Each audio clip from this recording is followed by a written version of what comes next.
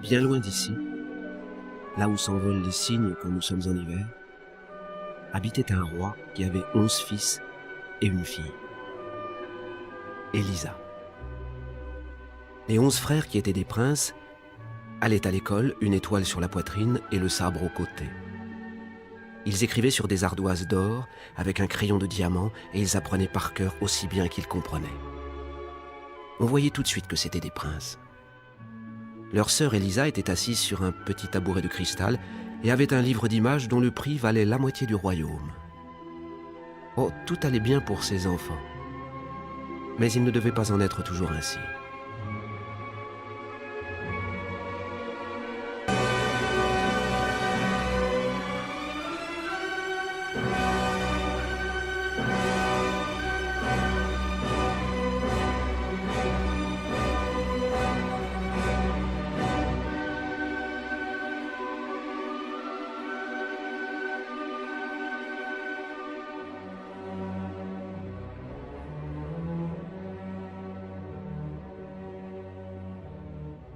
Leur père, qui était roi de tout le pays, se remaria avec une méchante reine qui ne fut pas bonne du tout pour les pauvres enfants. Dès le premier jour, ils purent s'en rendre compte.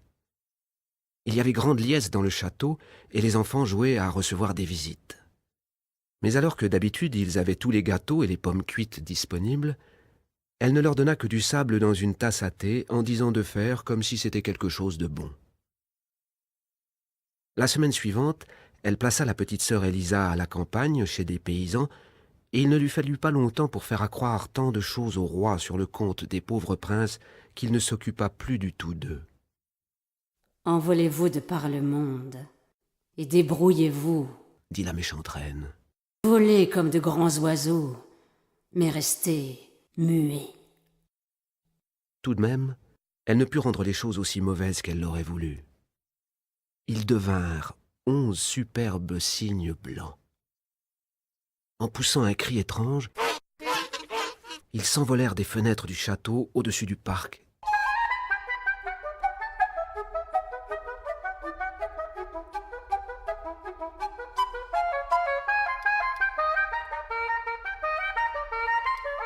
C'était le matin, tôt encore, quand ils passèrent à l'endroit où dormait leur sœur Élisa dans la chaumière du paysan. Là, ils planèrent au-dessus du toit, ployèrent leurs longs coups, battirent des ailes, mais personne ne vit ou n'entendit. Il leur fallut repartir très haut vers les nuages, loin d'eux par le vaste monde. Ils volèrent par une grande et sombre forêt qui s'étendait jusqu'au rivage.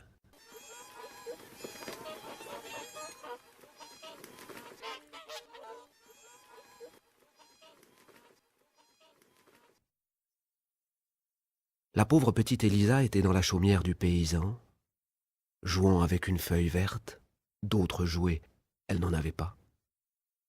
Elle perça un trou dans la feuille, regarda le soleil au travers, et alors ce fut comme si elle voyait les yeux clairs de ses frères. Et chaque fois que les chauds rayons du soleil brillaient sur ses joues, elle pensait à tous leurs baisers. Chaque jour passait, semblable à l'autre.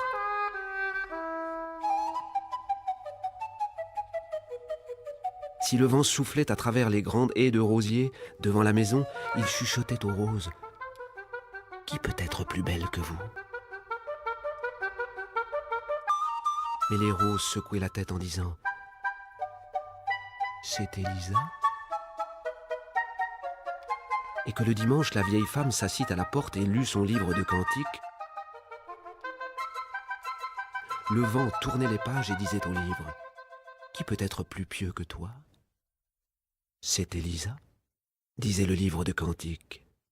Et ce que disaient les roses et le livre de cantiques, c'était la vérité pure. Quand elle eut 15 ans, elle dut revenir chez elle.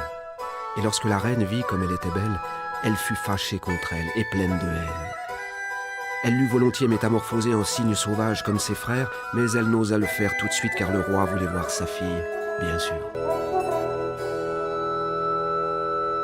Au petit matin, la reine entra dans sa salle de bain qui était toute de marbre et parée de coussins moelleux et des plus magnifiques tentures, et elle prit 3 crapauds, les embrassa et dit à l'un d'eux « Pose-toi sur la tête d'Élisa quand elle entrera dans son bain, pour qu'elle devienne aussi stupide que toi. Pose-toi sur son front, dit-elle au second, pour qu'elle devienne aussi laide que toi et que son père ne la reconnaisse pas. Couche-toi près de son cœur, chuchota-t-elle au troisième, qu'elle devienne méchante et qu'elle n'en retire que tourment. Puis elle lâcha les crapauds dans l'eau limpide qui prit aussitôt une teinte verte.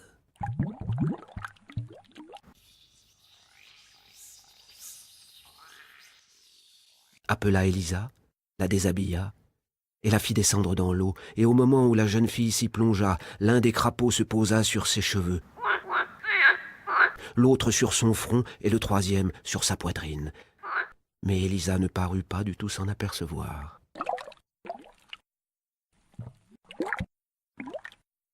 Dès qu'elle se releva, 3 coquelicots flottèrent à la surface.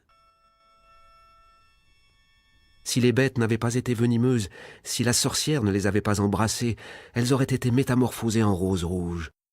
Elles devinrent tout de même des fleurs pour avoir reposé sur sa tête et contre son cœur. Elle était trop pieuse et innocente pour que la sorcellerie eût pouvoir sur elle. Quand la méchante reine vit cela, elle la frotta au broc de noix, si bien qu'elle devint toute brune, oignit son beau visage d'un onguent puant et lui en mêla les cheveux. Il était impossible de reconnaître la jolie Élisa. Aussi, lorsque son père la vit, il fut fort effrayé et dit que ce n'était pas sa fille. Personne ne voulut la reconnaître, en dehors du chien de garde et des hirondelles, mais c'étaient de pauvres bêtes qui n'avaient rien à dire. Alors la pauvre Élisa pleura en pensant à ses 11 frères qui étaient tous partis.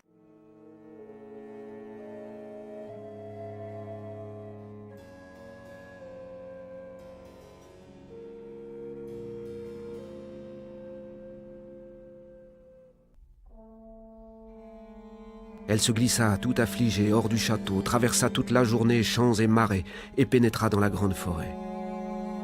Elle ne savait pas où elle irait, mais elle se sentait toute triste, et languissait de voir ses frères, qui étaient certainement eux aussi, tout comme elle, chassés de par le monde. C'est eux qu'elle voulait retrouver.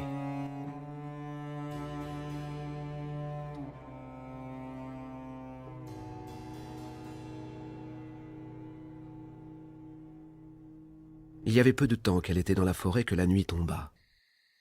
Elle était bien loin de tout chemin. Alors elle s'étendit sur la mousse moelleuse, dit sa prière du soir et posa la tête sur une souche. Tout était tranquille. L'air était doux. Plus de 100 vers luisants brillaient comme un feu vert tout autour dans l'herbe et sur la mousse. Quand de la main, elle touchait doucement une des branches, les insectes lumineux tombaient sur elle comme des étoiles filantes.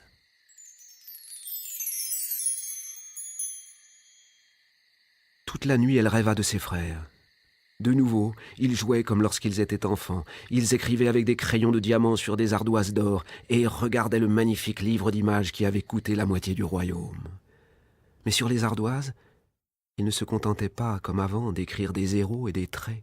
Non, ils inscrivaient les exploits audacieux qu'ils avaient accomplis, tout ce qu'ils avaient vécu et vu. Et dans le livre d'images, tout était vivant. Les oiseaux chantaient.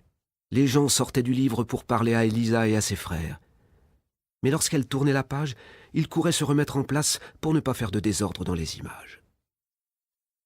Quand elle se réveilla, le soleil était déjà haut. Certes, elle ne pouvait pas le voir, les grands arbres étendaient leurs branches touffues, mais ses rayons jouaient là-haut comme un voile d'or frémissant. Toute cette verdure embaumait. Pour un peu, les oiseaux se seraient posés sur ses épaules. Elle entendait l'eau clapoter. Il y avait des sources nombreuses qui se déversaient toutes dans un étang dont le fond sableux était ravissant. Bien sûr, des buissons épais poussaient tout autour, mais à un endroit, les cerfs avaient creusé une grande ouverture, et c'est par là qu'Élisa alla jusqu'à l'eau. Elle était si claire que, si le vent n'avait pas fait remuer les branches et les buissons, elle les aurait crus peints sur le fond, tant s'y reflétait nettement chaque feuille. Aussi bien celle qu'éclairait le soleil que celle qui restait complètement dans l'ombre. Dès qu'elle vit son propre visage, elle fut tout effrayée, tant il était brun et laid. Mais il suffit qu'elle mouille sa petite main et en frotte ses yeux et son front pour que sa peau blanche reprenne son éclat. Alors elle se déshabilla complètement et entra dans l'eau fraîche. Il n'existait pas dans le monde enfant de roi plus ravissant qu'elle.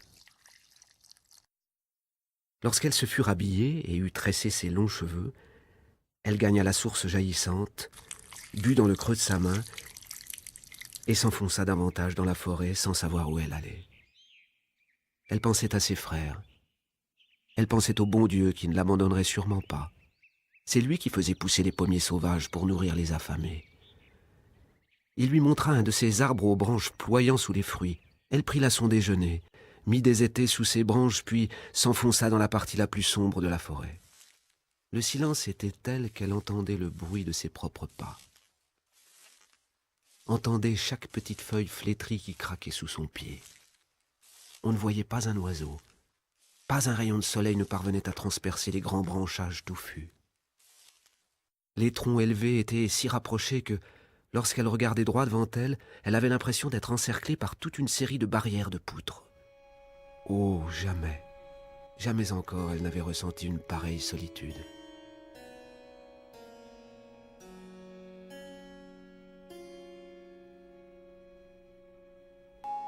La nuit était noire, pas un seul petit ver luisant brillant sur la mousse.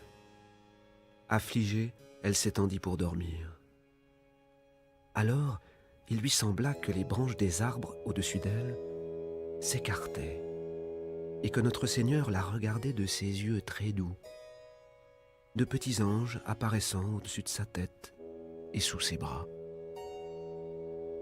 En se réveillant le lendemain matin, elle ne savait pas si ça avait été un rêve ou si c'était réellement ainsi.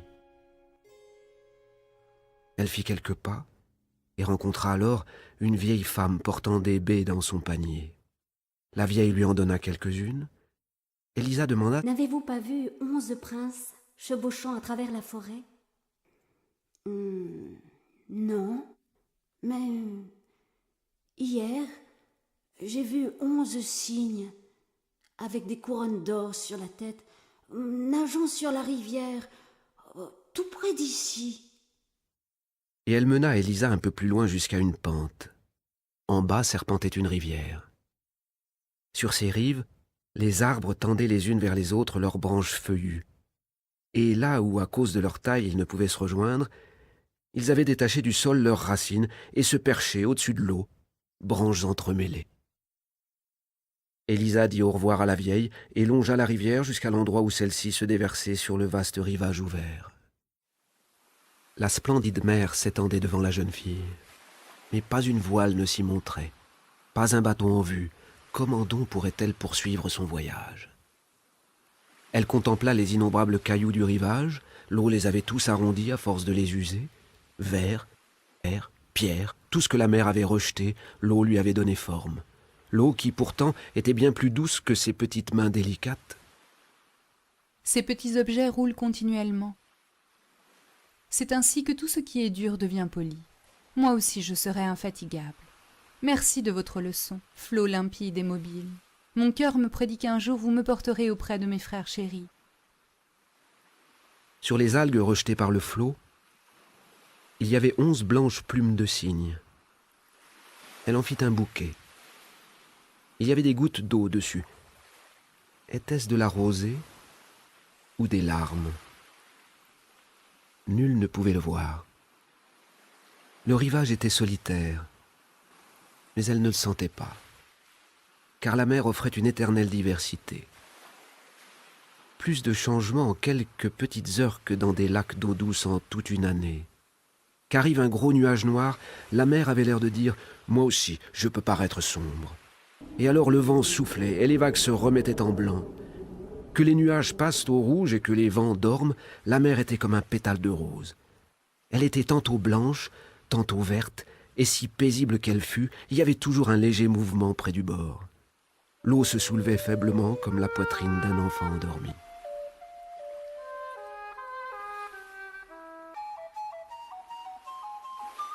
Quand le soleil fut sur le point de se coucher, Élisa vit 11 cygnes sauvages portant couronne d'or voler vers la côte.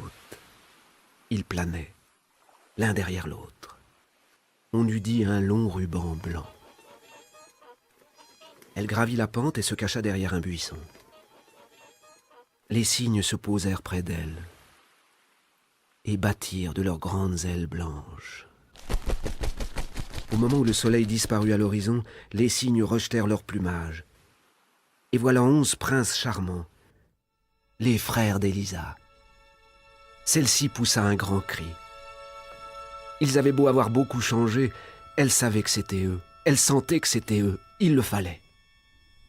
Elle se jeta dans leurs bras, les appela par leur nom, et eux furent tout heureux de voir et de reconnaître leur petite sœur qui était maintenant si grande et si ravissante. Ils riaient, ils pleuraient, ils eurent bientôt compris comme leur belle-mère avait été méchante pour eux tous. « Nous, les frères, dit l'aîné, nous sommes cygnes sauvages et volons tant que le soleil est dans le ciel. Lorsqu'il est couché, nous prenons notre forme humaine. Aussi faut-il toujours que nous prenions garde d'avoir un endroit où poser le pied au coucher du soleil, car si à ce moment-là, nous volons vers les nuages, les êtres humains que nous sommes seront précipités dans l'abîme. Nous n'habitons pas ici. Il y a de l'autre côté de la mer un pays tout aussi beau que celui-ci. Mais le chemin pour s'y rendre est long. Il faut traverser la vaste mer, et il n'y a pas d'île sur notre route où nous pourrions passer la nuit, seulement un petit rocher isolé qui émerge à mi-chemin. Il est juste assez grand pour que nous y reposions flanc contre flanc.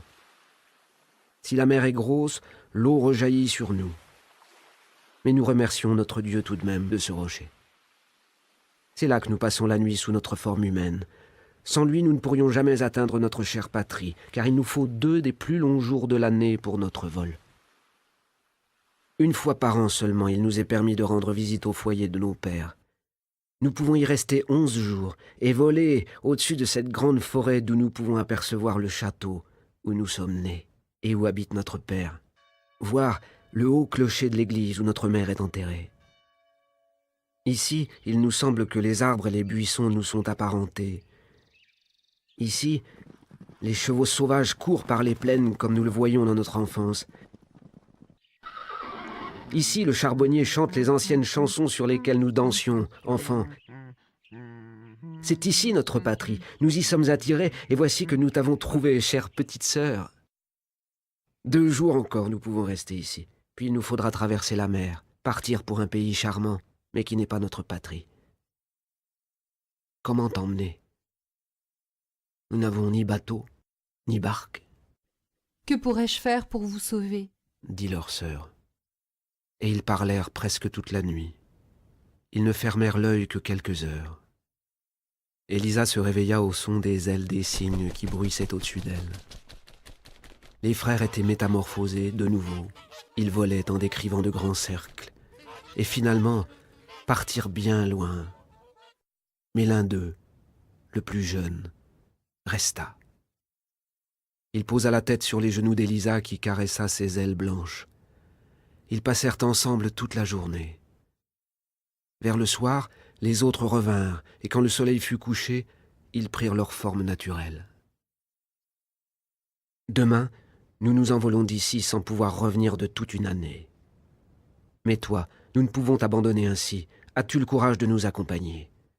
Mon bras est assez fort pour te porter à travers la forêt. À nous tous, n'aurions-nous pas des ailes assez fortes pour voler avec toi au-dessus de la mer? Oui, emmenez-moi, dit Élisa. Ils passèrent toute la nuit à tresser un filet de souple écorce de saule et de jonc résistants.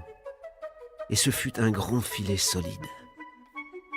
Élisa s'étendit dessus, et quand le soleil parut et que les frères furent métamorphosés en cygnes sauvages, ils prirent le filet dans leur bec et s'envolèrent haut vers les nuages, avec leur chère sœur encore endormie.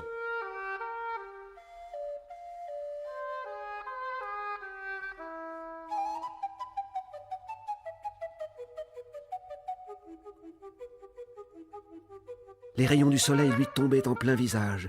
Aussi l'un des cygnes vola-t-il au-dessus de sa tête pour l'ombrager de ses larges ailes.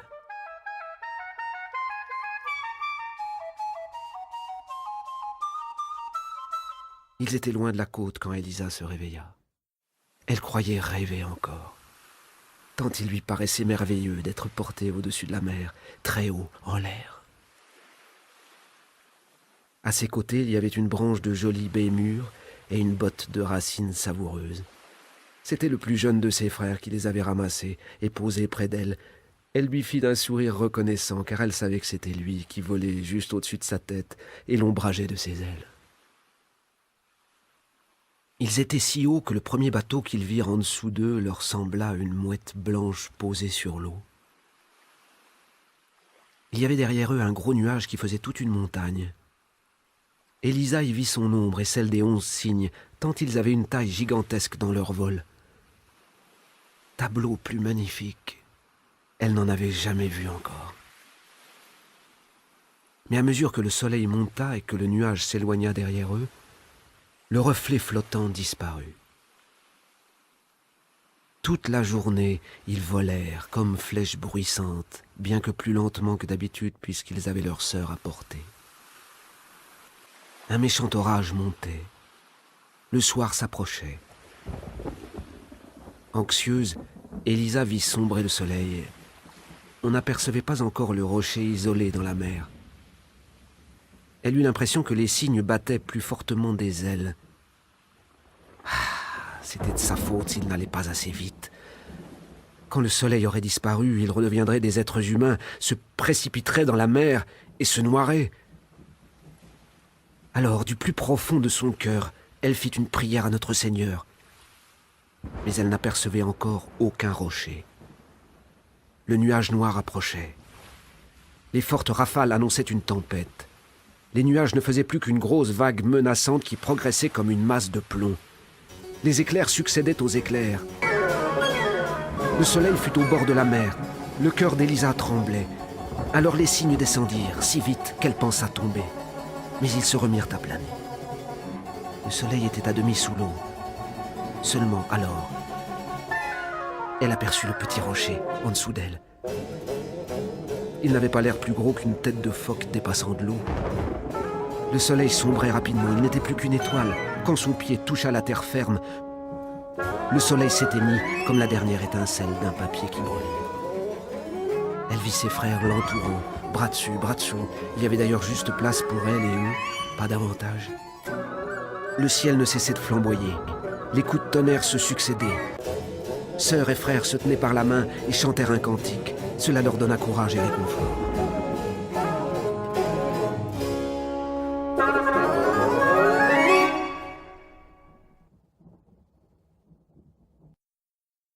À l'aube, l'air était calme et pur. Dès que le soleil se leva, les cygnes s'envolèrent de l'île, emportant Élisa. La mer était encore agitée. On aurait dit, quand ils furent hauts en l'air, que la blanche écume sur les vagues glauques faisait des millions de cygnes voguant à la surface. Quand le soleil fut plus haut, Élisa vit devant elle, flottant à demi en l'air, un pays montagneux plein de glaciers brillants, au milieu duquel s'étendait un château d'une bonne lieue de long, dont les colonnades hardies se superposaient. Au-dessous, oscillaient des forêts de palmiers et des fleurs magnifiques, grandes comme des roues de moulin. Elle demanda si c'était le pays où elle devait aller, mais les cygnes secouèrent la tête, car ce qu'elle voyait, c'était le splendide château, constamment changeant, de la fée Morgane. Il n'osait y amener aucun être humain. Élisa regarda fixement. Alors montagne, forêt et château s'effondrèrent pour faire place à 20 églises altières, toutes semblables les unes aux autres, aux clochers élevés et aux fenêtres en ogive. Il lui sembla entendre résonner l'orgue, mais c'était la mer qu'elle entendait. Maintenant, elle était tout près de ces églises. Alors celles-ci devinrent une flotte complète qui naviguait en dessous d'elle. Elle baissa le regard. Ce n'était que la brume marine qui courait à la surface de l'eau. Oh, c'était un spectacle constamment changeant qu'elle avait sous les yeux. Et alors elle vit le véritable pays où elle devait aller. S'y dressaient de superbes montagnes bleues, avec des forêts de cèdres, des villes, des châteaux. Longtemps avant le coucher du soleil, elle se trouva sur un mont, à l'entrée d'une vaste grotte, où poussaient de délicates plantes grimpantes vertes. On eût dit des tapisseries brodées. « Nous allons voir ce que tu vas rêver cette nuit, » dit le plus jeune frère en lui montrant sa chambre à coucher. Puissais-je rêver des moyens de vous venir en aide? Dit-elle. Et cette pensée l'accaparait. Elle pria instamment Dieu qu'il l'aide. Même en dormant, elle continua sa prière. Il lui sembla alors qu'elle s'envolait très haut jusqu'au château du nuage de la fée Morgane, et que la fée venait à sa rencontre, toute belle et scintillante. Pourtant, elle ressemblait tout à fait à la vieille femme qui lui avait donné des baies dans la forêt et qui lui avait parlé des cygnes aux couronnes d'or.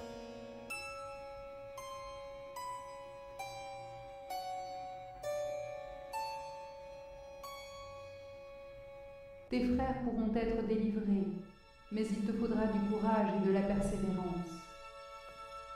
Il est vrai que l'eau, plus légère que tes mains délicates, arrondit les pierres dures, mais elle ne ressent pas les douleurs que ressentiront tes doigts. Elle n'a pas de sensibilité et ne subit pas les tourments que tu endureras.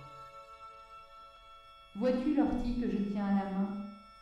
Il en pousse beaucoup de pareils autour de la caverne où tu dors.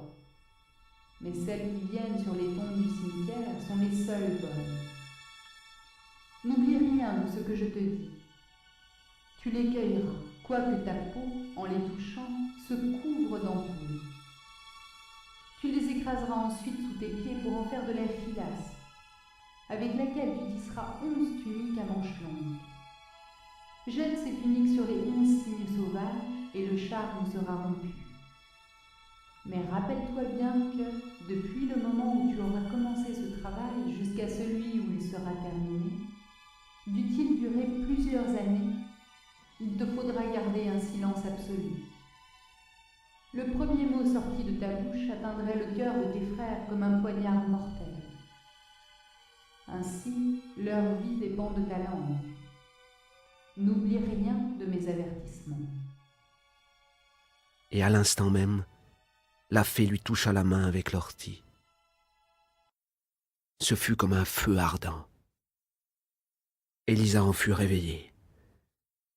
Il faisait grand jour, et tout près de l'endroit où elle avait dormi, il y avait une ortie comme celle qu'elle avait vue en rêve. Alors elle tomba à genoux, remercia notre Seigneur et sortit de la grotte pour se mettre au travail. De ses mains délicates, elle saisit les affreuses orties. C'était comme du feu. De grosses cloques lui brûlaient les mains et les bras. Mais elle voulait bien souffrir si cela pouvait libérer ses frères chéris. Elle foula chaque ortie de ses pieds nus et tressa le lin vert. Quand le soir descendit, les frères arrivèrent. Ils furent alarmés de la trouver tellement silencieuse. Ils crurent que c'était une sorcellerie nouvelle de la méchante belle-mère. Mais en voyant ses mains, ils comprirent ce qu'elle faisait pour l'amour d'eux. Et le plus jeune frère pleura, et là où tombaient ses larmes, elle ne sentait aucune douleur. Les cloques brûlantes disparaissaient.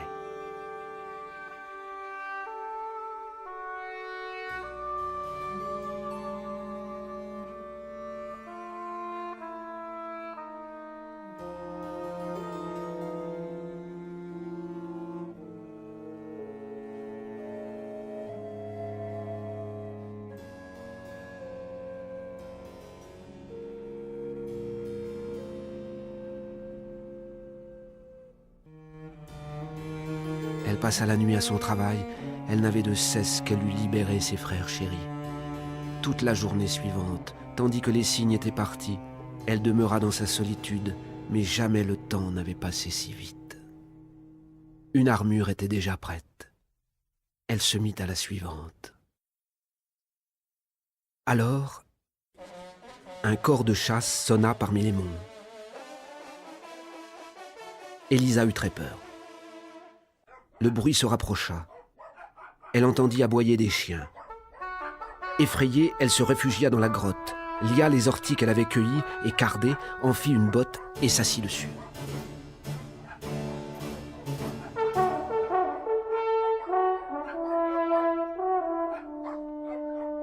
À cet instant, un gros chien arriva du hallier en courant. Et aussitôt après, un autre, et encore un autre. Ils aboyaient très fort, repartaient pour revenir. Cela ne dura pas longtemps. Tous les chasseurs étaient devant la grotte, et le plus beau d'entre eux était le roi de ce pays. Il s'avança vers Élisa. Jamais il n'avait vu jeune fille plus belle. Comment es-tu arrivé ici, délicieux enfant ? Dit-il. Élisa secoua la tête. Elle n'osait pas parler, bien sûr. Il y allait de la vie et du salut de ses frères. Et elle cacha ses mains sous son tablier pour que le roi ne vît pas ce qu'elle avait dû souffrir. « Viens avec moi, dit-il. Il ne faut pas que tu restes ici. Si tu es aussi bonne que tu es belle, je te vêtirai de velours et de soie. Je poserai sur ta tête une couronne d'or. Tu habiteras mon plus riche château. » Puis il la monta sur son cheval. Elle pleurait, se tordait les mains. Mais le roi dit « Je ne veux que ton bonheur. Un jour tu m'en remercieras. » Et il se mit en route parmi les montagnes, la tenant devant lui sur son cheval, les chasseurs se pressant derrière. Quand le soleil se coucha, ils se trouvèrent devant la magnifique ville royale avec ses églises et ses coupoles, et le roi la mena dans le château où de grands jets d'eau jaillissaient dans de hautes salles de marbre, où les murs et le plafond se paraient de peinture. Mais elle n'y fit pas attention. Elle pleurait et s'affligeait.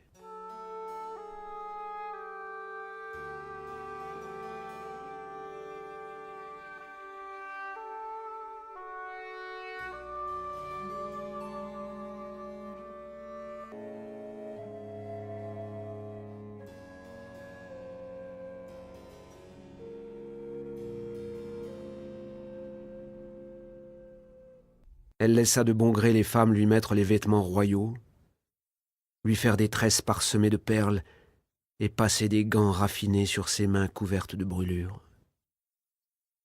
Quand elle fut dans toute sa splendeur, sa beauté était si éblouissante que toute la cour s'inclina encore plus profondément devant elle, et le roi l'élut pour fiancée.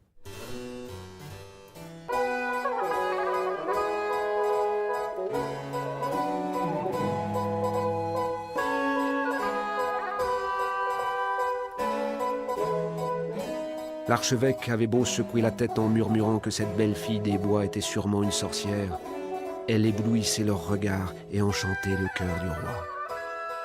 Lequel n'écouta pas l'archevêque. Il fit donner de la musique, apporter les mets les plus rares, danser autour d'elle les plus jolies filles, et on l'introduisit à travers des jardins embaumés dans des salles magnifiques. Mais pas un seul sourire ne passa sur ses lèvres ou ne parut dans ses yeux. Elle n'avait pour tout bien que son chagrin.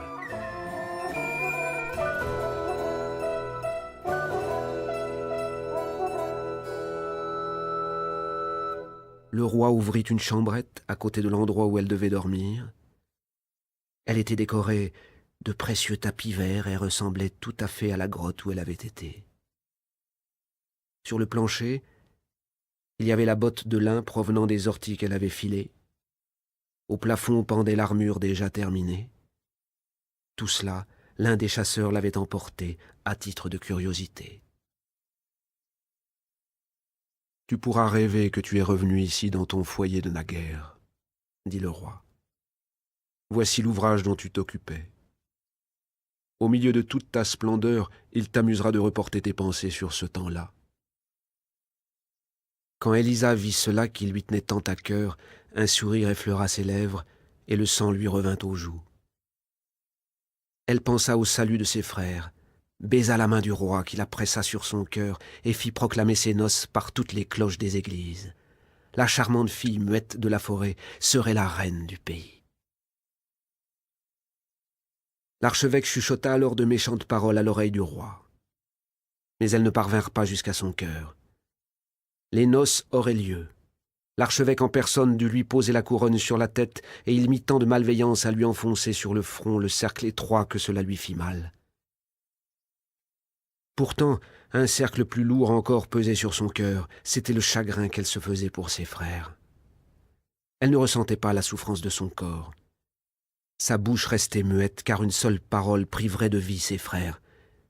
Mais il y avait dans ses yeux un amour profond pour le bon, le beau roi qui faisait tout pour la réjouir. De tout son cœur, elle l'aimait chaque jour davantage. Ah, si seulement elle avait pu se confier à lui dire sa souffrance. Mais muette, elle devait rester, muette, elle devait accomplir son œuvre. Aussi le quittait-elle furtivement la nuit pour pénétrer dans la chambrette dérobée, décorée comme la grotte où elle tricotait une armure après l'autre. Seulement, quand elle en fut à la 7e, elle n'eut plus de lin. Elle savait qu'au cimetière poussaient les orties dont elle aurait besoin. Mais il lui fallait les cueillir elle-même. Comment y parviendrait-elle?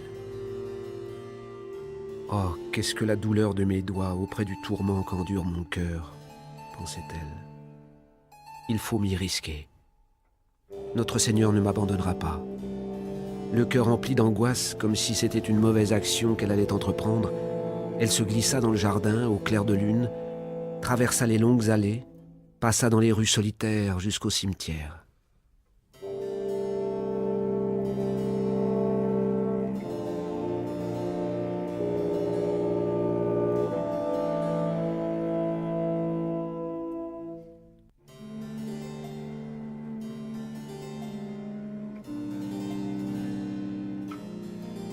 Là, sur l'une des plus larges pierres tombales, elle vit un cercle de lamies.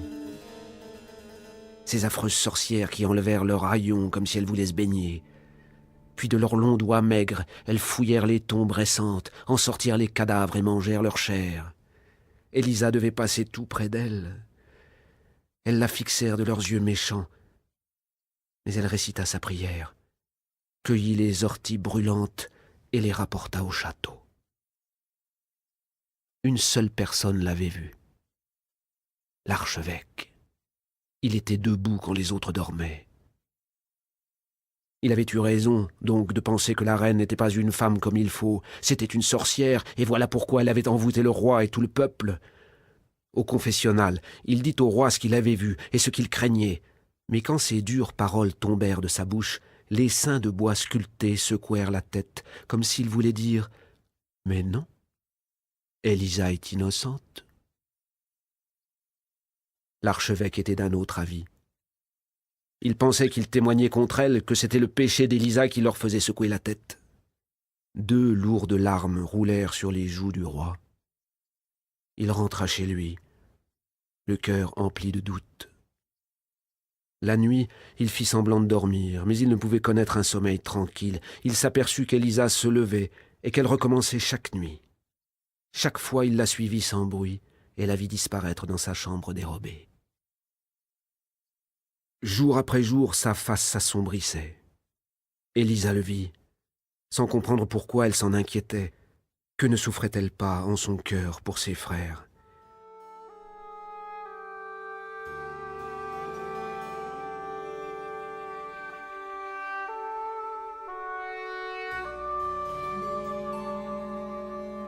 Ses larmes salées coulaient sur la pourpre et le velours royaux. Elles y faisaient comme des diamants scintillants. Toutes celles qui voyaient cette splendide parure auraient voulu être reines.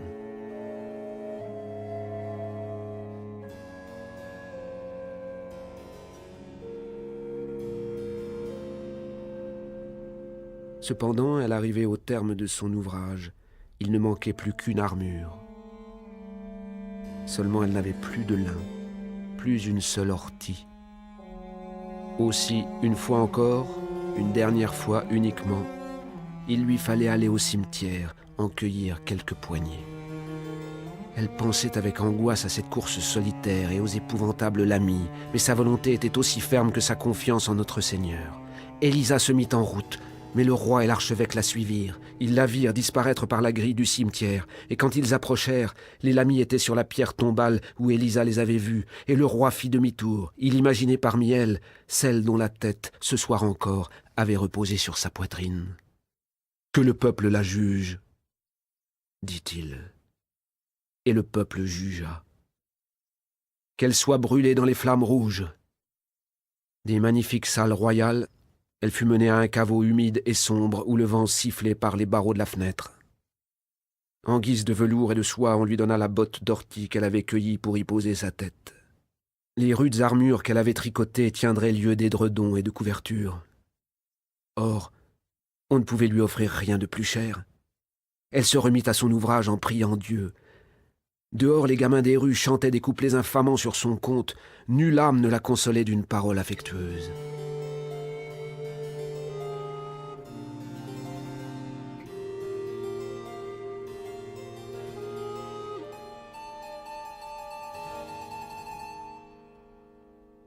Vers le soir, tout contre les barreaux, il y eut un bruissement d'ailes de cygne.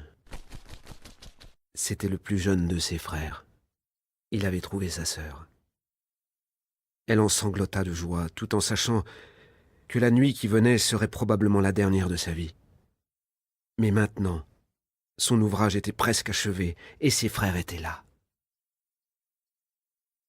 L'archevêque vint passer la dernière heure auprès d'elle. Il l'avait promis au roi, mais elle secoua la tête, le suppliant du regard et des gestes de s'en aller. Il fallait qu'elle termine son ouvrage cette nuit-là, sinon tout aurait été inutile, tout, la souffrance, les larmes et les nuits sans sommeil. L'archevêque s'en fut, plein de méchantes paroles, mais la pauvre Élisa se savait innocente et continua son travail. Les petites souris couraient sur le sol, traînant les orties à ses pieds pour l'aider un peu tout de même, et le merle se posa près des barreaux de la fenêtre et chanta toute la nuit aussi joyeusement qu'il put pour qu'elle ne perde pas courage. Ce n'était encore que le petit jour. Le soleil ne se lèverait que dans 1 heure. Alors les 11 frères parurent à la porte du château, demandant qu'on les conduisît devant le roi. Mais c'était impossible, leur répondit-on. Il faisait encore nuit, le roi dormait, on n'osait pas le réveiller. Ils supplièrent, ils menacèrent. La garde vint, et même le roi en personne sortit pour demander ce que cela signifiait. À cet instant, le soleil se leva. Il n'y avait plus de frères, mais au-dessus du château volaient 11 cygnes sauvages.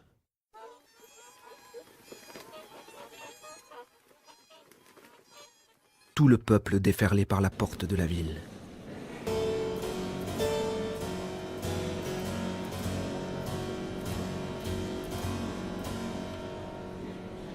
Une méchante rosse tirait la charrette où elle siégeait. On lui avait donné une vareuse de grossière toile à sac. Ses longs cheveux superbes pendaient, défaits de sa jolie tête. Ses joues étaient livides, ses lèvres remuaient doucement tandis que ses doigts tissaient le lin vert. Même sur le chemin qui la menait à la mort, elle ne lâchait pas l'ouvrage commencé. Les 10 armures gisaient à ses pieds, elle tricotait la 11e. La populace l'insultait. « Regardez la sorcière. Elle marmonne quelque chose. Elle n'a même pas un livre de cantiques à la main. C'est sa sorcellerie qui l'occupe. Qu'on la lui arrache, qu'on la mette en 1000 morceaux. » Et il se pressait autour d'elle. Il voulait la lui arracher. Alors, 11 cygnes blancs arrivèrent. Volant, ils se posèrent autour d'elle sur la charrette en battant de leurs grandes ailes. La foule effrayée recula. « C'est un signe du ciel. Elle est sûrement innocente, » murmurèrent beaucoup de gens. Mais ils n'osèrent le dire tout haut. Au moment où le bourreau la prenait par la main, elle jeta en hâte les 11 armures sur les cygnes. Et voilà 11 princes charmants. Mais le plus jeune avait une aile de cygne à la place de l'un de ses bras, car il manquait une manche à son armure. Elle n'avait pu la terminer. « Maintenant, je peux parler, » dit-elle. « Je suis innocente. » Et le peuple qui voyait ce qui s'était passé s'inclina devant elle comme devant une sainte. Et elle s'affaissa, inanimée, dans les bras de ses frères, tant la tension, l'angoisse et la douleur l'avaient éprouvée. « Oui, elle est innocente, » dit l'aîné de ses frères, et il raconta tout ce qui s'était passé. Et tandis qu'il parlait, un parfum se répandit, comme exhalé par des millions de roses, car chaque rameau du bûcher avait poussé des racines et des branches. Il n'y avait plus qu'un buisson odorant, très haut, très grand, plein de roses rouges. Tout en haut, il y avait une fleur d'un blanc éclatant. Elle brillait comme une étoile. Le roi l'accueillit, la posa sur le sein d'Élisa. Alors elle se réveilla, le cœur paisible, et heureux.